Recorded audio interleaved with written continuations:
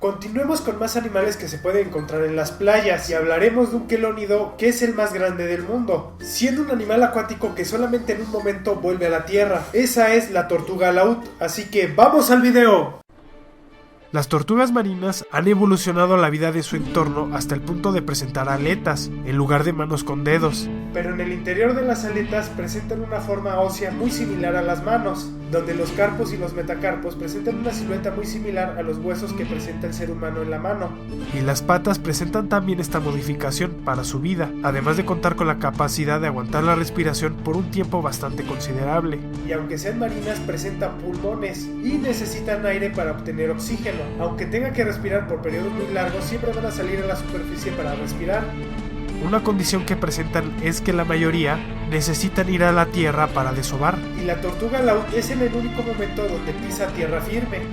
La tortuga laúd es un quelónido que habita en todos los mares tropicales, así que pueden haber avistamientos en casi todas las costas del mundo de este animal, con excepción de los países con temperaturas muy bajas, pero presentando nidos en ciertos lugares en específico, como pueden ser en Costa Rica, las Islas Galápagos y en otras playas del planeta. Pero eso no significa que no lleguen a desovar en otras playas, como en África, Asia y en Oceanía, pero estas presentan en menor medida un desove de estas especies. Pertenecen a la familia Dermochilidae, un grupo compuesto de 8 tortugas, de las cuales solo existe un exponente vivo en la actualidad, que se caracteriza por ser marinas y tener un tamaño colosal. En serio, estas tortugas son titánicas. Si las tortugas Galápagos se les hacen grandes, esta tortuga se les hará gigantesca. Son animales que llegan a medir 2 metros con 70 centímetros de longitud y solamente su caparazón llega al 1,80 m y con un peso que puede llegar hasta los 800 kilogramos. Son de color verde olivo, con manchas grisáceas presentados como patrones en todo el cuerpo. Pero presentan una característica singular que lo difiere de los otros quelónidos. Su caparazón no está formado por una placa de hueso como lo presentan las demás tortugas. Me explico, el caparazón de una tortuga es hueso y en el exterior tiene escamas, siendo un órgano sólido que le proporciona protección a los órganos vitales. Similar sería como si nuestro esternón nos cubriera todo el cuerpo y igual la parte de atrás para proporcionar protección y en su exterior solamente tuviera piel. En esta tortuga no es un caparazón como los antes mencionados, sino que presenta músculos y ellos están soportados sobre 7 crestas óseas. En ese aspecto son muy similares a nosotros. Nuestros músculos torácicos están soportados sobre unas costillas y en la tortuga laúd se presenta una anatomía muy similar. En la región ventral no presentan una prolongación de estos huesos, aunque para su protección está provista de pequeñas placas osteodérmicas muy rígidas y engrosadas en sus escamas. Además presentan un perfil hidrodinámico. Esto les permite nadar a una velocidad de 30 km por hora, más rápido de lo que puede correr un ser humano en tierra, y obviamente a la velocidad que llega a nadar. A diferencia de muchas tortugas que presentan algas en el caparazón, esta especie carece de tales, o la mayoría de ellas. Esto puede deberse a que su piel es muy oleosa, y esto impide que estos organismos se fijen en su caparazón. Además se ha averiguado que el aceite que secretan tiene propiedades antibióticas. Por mucho tiempo se dijo que la laúd era de los únicos reptiles que tiene la capacidad de producir su propio calor, a lo que los volvía homotermos. Recordando que los animales homotermos pueden regular su temperatura a partir del metabolismo, y que los poiquilotermos dependen del clima y el sol. Y esto se debe a que presentan un metabolismo 3 veces más rápido que los otros reptiles, y esto les ayuda a preservar su temperatura promedio en 18 grados centígrados, teniendo una temperatura mayor a la que presenta el agua circundante. Se propone que esta especie sea considerada como gigantoterma, que son animales poiquilotermos, pero que regulan su temperatura por su gran tamaño. Rara vez descansan de su lado constante, y esto les proporciona que por medio de movimiento su cuerpo esté produciendo calor. Como sucede cuando tenemos frío, cuando caminamos o hacemos cualquier actividad física, esto hace que se eleve nuestra temperatura. Esto es una gran ayuda a que mantengan su temperatura constante, debido a que no salen del mar. Y en el único momento donde se les puede ver en tierra es durante el desove en las hembras, o cuando salen de sus huevos para balanzarse hacia el mar, donde es el único momento donde los machos pisan tierra. De allí en fuera jamás se les vuelve a ver en las playas, o al menos por voluntad propia. Su reproducción ocurre en el medio acuático, donde el macho busca una misma hembra, siendo monógamo, pero esta a su vez elige de un grupo de machos en diferentes años. Siendo que este tipo de reproducción se le denomina poliandria, que sería el contrario a la poliginia, que hemos visto en especies en anteriores videos. La tortuga laúd se reproduce una vez cada 2 años o 3, donde el mayor tiempo de su incubación es interna, pero no se sabe cuánto dura el tiempo total de este periodo. Presentan este tipo de incubación porque tienen que trasladarse kilómetros de distancia, siendo que siempre van a llegar a una playa para hacer este proceso. La anidación varía entre lugares, pero normalmente presentándose entre los meses de febrero a julio en algunos países y en otros de marzo a agosto, llegando en pequeños grupos de hembras comúnmente a altas horas de la noche. Lo realizan en este momento del día porque la cantidad de depredadores que pueden llegar a presentar es menor, además de que sus ojos no se adaptan muy bien a la luz por su vida marina.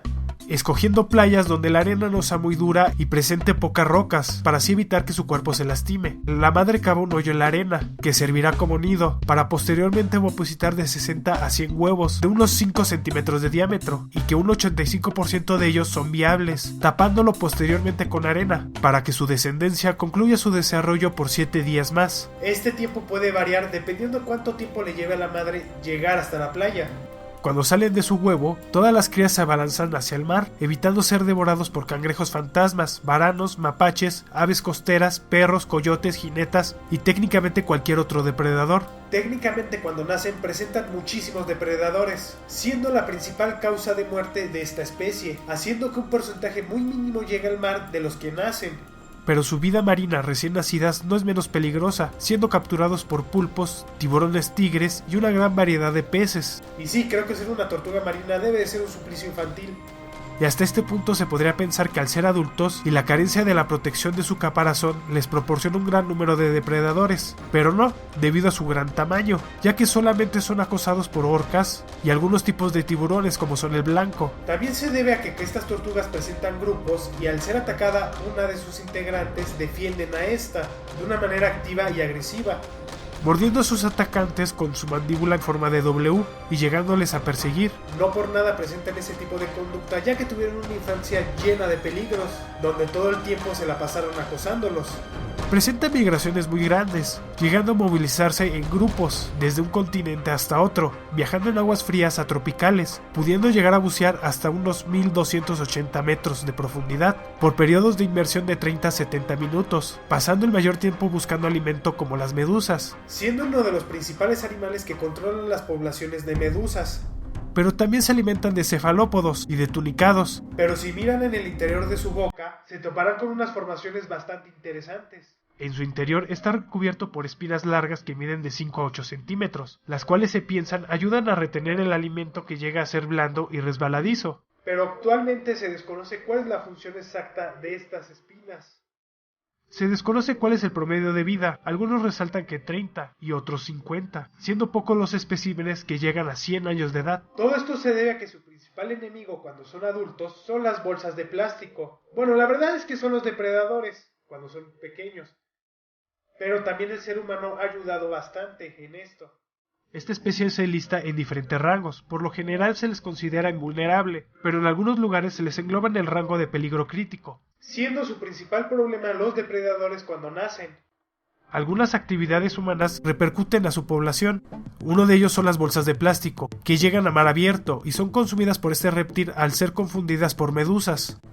Otros que se contaminen los mares con productos químicos, ya que llegan a afectar a esta y a otras especies. Ya saben, intoxicaciones, malformaciones en la cáscara de los huevos, problemas metabólicos, lo general que provoca las intoxicaciones en otras especies.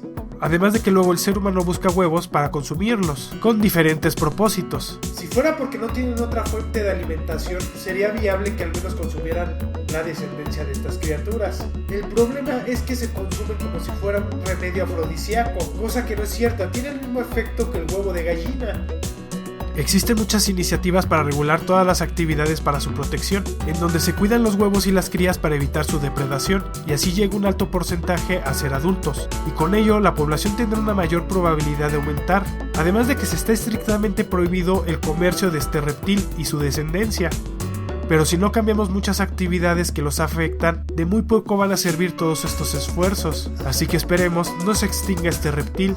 Escondido en un fotograma hay una pregunta oculta, localízala y contéstala, mandándome un tweet con el hashtag que se le incluye. Y la pregunta del video anterior fue: ¿el pulpo mimo es venenoso? Y se encontraba en el minuto 6:31 y fue respondida por Iván. Muchas felicidades e invito a los demás a participar.